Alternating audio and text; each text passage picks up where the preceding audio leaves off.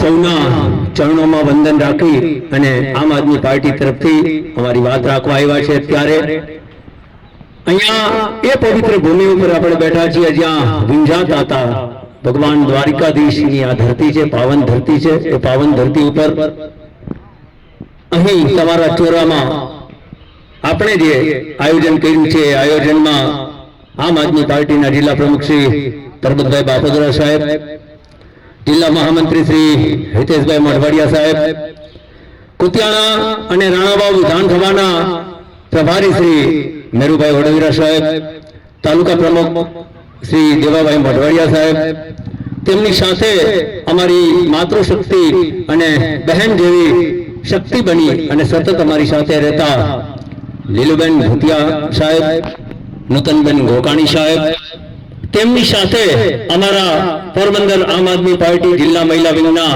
ઉપપ્રમુખ શ્રી અને વિસાવાડાના પ્રભારી નીતાબેન વકીલ નીતાબેન સાદિયા સાહેબ, તેમજ વિવિધ જિલ્લા પંચાયત સીટના પ્રભારી શ્રીઓ પટાણા, વિસાવાડા અને એવી બધી જ જે અડવાણા આ બધી સીટના જે મહાનુભાવો બેઠા છે એમની વચ્ચે કુછડી ગામના શ્રી હરદાસભાઈ, કેશુભાઈ, લીલાભાઈ, ભરતભાઈ ગોઢાણિયા, નસરીભાઈ, નટુભાઈ, આ બધાને, ચેતનભાઈ, બધાને આમ આદમી પાર્ટી તરફથી યાદ કરી અમિતભાઈ ખોડા સાહેબ અને મારી વાત કહેવા માંગુ છું।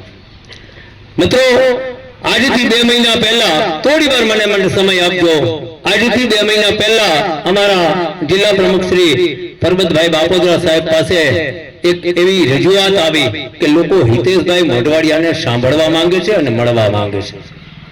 2-3 વખત એવું આયોજન કર્યું કે હિતેશભાઈને પ્રવાસ આપવામાં આવ્યા કે તમે આ ગામ જાઓ, આ ગામ જાઓ, આ ગામ જાઓ, પણ જે લોકોને સાંભળવા હતા એ લોકોનું પેલું કહીએ ને આપણે એનો સંતોષ અમારી સામે આવતો નહોતો। એટલે પરબતભાઈએ જ્યારે મેરુભાઈ અને અમારી સાથે વાતચીત કરી, અમે બધા પ્રભારીઓએ મળી અને એક આયોજન કર્યું કે જો આમ આદમી પાર્ટી આપણને આ યાત્રાની પરવાનગી આપે તો આપણે હિતેશભાઈને એવી રીતે 7 દિવસ માટે આ મેદાનમાં લઈ જઈએ અને લોકો એને સાંભળે, મળે। અને મને કહેતા આનંદ થાય છે કે પરબતભાઈ બાપોદરા સાહેબના અંગત રસથી સ્વયં અમારા પ્રદેશ પ્રમુખ શ્રી ઈશુદાનભાઈ ગઢવી સાહેબ અને હિતેશભાઈના આગ્રહથી 22 તારીખે શરૂ થયેલી આ પદયાત્રાને ઈશુદાનભાઈ ગઢવી સાહેબ પોતાના કાફલા અને વ્યસ્ત સમયની વચ્ચે અમને આ આયોજન માટે આગળ વધવાનો એક રીતનો આદેશ આપવા આવ્યા। પણ ખાલી આમ આદમી પાર્ટીના આદેશથી અમને ચાલે એમ નતું, એટલે હિતેશભાઈ અને અમે જે પ્રોગ્રામ બનાવ્યો એ પ્રોગ્રામમાં અમે નક્કી કર્યું કે માં લીલબાઈ માતાજી જો આમાં આશીર્વાદ આપે તો આપણે જવું છે। અને માતા લીરબાઈ આશીર્વાદ આપ્યા એટલે તારીખ અમે નક્કી ખૂબ મથામણ કરતા હતા, અમારી તારીખનું કોઈ આયોજન નતું બેતું અને અચાનક 22/12/2025 ની તારીખ ગઈ ગઈ ને એ દિવસે સોનલ વહી જતી। એટલે ત્યાંથી નીકળી અને દ્વારિકાધીશને જ્યાં સુધી મળીએ નહીં, જ્યાં સુધી એની દીકરી લીરબાઈ છે એ આ પરમ કૃપાળુ પિતા પાસે મોકલે નહીં, એટલે બીજા અનેક એન્ડિંગ પોઈન્ટ અમે પસંદ કર્યા પણ એ પાર પડતા નતા। અને જેવું વિસાવાળા નામ લીધું કે આયોજનમાં ફિટ બેસી ગયું। 27 તારીખે અમે આજ આપું સૌની વચ્ચે છીએ। કેવા મિત્રો, હું એટલું માંગુ છું કે આ 7 દિવસની પદયાત્રાનો નિષ્કર્ષ એ છે કે હું રાજકીય પક્ષોને પણ કહેવા માંગુ છું, અમારી સ્વયંની આમ આદમી પાર્ટીને પણ કહેવા માંગીશ કે જો ખેડૂતને, શ્રમિકોને, મજૂરોને ભૂલીને ચાલવાનું થશે તો આ વખતના રાજકારણમાં ચાલશે નહીં। સાથે સાથે હું તમને બધાને પણ વિનંતી કરવા માંગુ છું કે જો તમે ભારતીય જનતા પાર્ટી અને ભારતીય રાષ્ટ્રીય કોંગ્રેસને મત આપશો તો આ વખતે હવે તમારો ભેગો થશે નહીં। તમારી સામે વિકલ્પના રૂપમાં અમે ઉભા છીએ। તમારી પાસે અમારા જેવા આદરપાત્ર લોકો બેઠા છે કે જેમની પાસે હોદ્દા છે, નીચે બેઠા છે અને જેમને કોઈ મોહ નથી, એવા લોકો જયારે તમારી સેવા માટે નીકળ્યા છે ત્યારે કમસે કમ તમે અમે પાત્રેલા આયોજનના ગુંગળ ઉપર બેસીને તો બતાવો, તમને પૂછતા થઈ જશે। અને અમે કહ્યું છે જે રોડ ઉપર અમે વિડીયો બનાવ્યો એ રોડ ઉપર ફરીથી કાકડા પાથરવાની નોબત આવી છે। તમે કોઈ જોતા હોય સોશિયલ મીડિયા તો તમને ખબર છે 8 દિવસ પહેલા અમે રોજીવાડા ગામે ગયા હતા હતા, રોજીવાળાના એક રસ્તાની હાલત બતાવી હતી અને માત્ર એટલું કીધું હતું કે તમે ભાજપના નેતાઓને ધરાવતા હશો એને કબૂલ હશે, પણ જેવી ચૂંટણી આવી એટલે જિલ્લા અને તાલુકા પંચાયત ઉપર જેમ કંસને મારવા કૃષ્ણ દોડી ગયા હતા એમ તમારા સત્તાને નાબૂદ કરી અને આમ આદમી પાર્ટીના ઉમેદવારો જ્યારે સત્તા ઉપર બેસી રહ્યા છે ત્યારે તમારે હિસાબ દેવો મોંઘો પડી જશે અને રોડ ફરીથી કાકરા પથરે. મિત્રો, ક્યાંક ને ક્યાંક આ ભ્રષ્ટ અધિકારીઓ, ક્યાંક ને ક્યાંક વહીવટના સૂઝબૂઝવાળા જે કંઈ કહેવાય છે એવા અધિકારીઓ અને એની સાથે ભાજપની આંગળીના ઈશારે નાચતા અને ક્યારેય પોતાના મતદારો માટે બોલી ના શકતા મૂંગા મસ્ત નેતાઓ જે ખિસ્સા ભરે છે ને એની સામે અમને વિરોધ છે. અમને તમારી કોઈની સામે કે કોઈ નેતાની સામે વિરોધ નથી. હિતેશભાઈ બહુ સરસ વાત કરે છે કે ભાઈઓ ભાઈઓને વધાવી દેનારી એ પાર્ટી છે, ત્યારે અમે ભાઈઓ ભાઈઓને જોડવા માટે આવ્યા છે.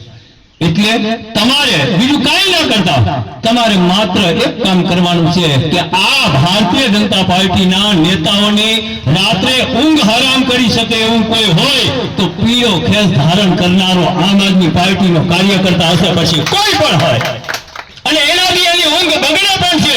એટલા માટે બગડે છે કે પીટીવીસીએલમાં રજૂઆત કરવા જાય અને 17 કલાક સુધી જો એને જેલમાં ગોંધી રાખતી હોય, એને પોલીસ સ્ટેશનમાં બેહાડી રાખતી હોય. તમારી સામે હું ઉભો છું, 3-4 વખત જેલની મુલાકાત લઈ ચૂકેલો છું ને હવે તો અમે પણ એમ સૂત્ર કાઢીએ છીએ કે જો જેલમાં ના ગયો હોય તો આમ આદમી પાર્ટીનો નેતા ના હોય.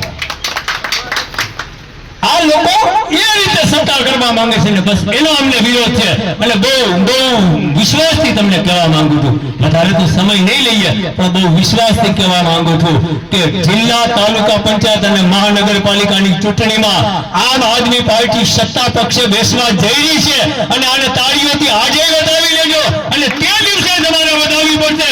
અને રખેને મારો ઠાકોરની ઈચ્છા ઓછી હશે અને કદાચ સત્તા નહીં આપે તો સત્તાધીશોને તમને પગે લગાડતા કરી દેશું એટલી વિપક્ષની તાકાત લઈને અમે બેસવાના છીએ. ત્યારે હવે કોંગ્રેસને ભૂલી જાજો.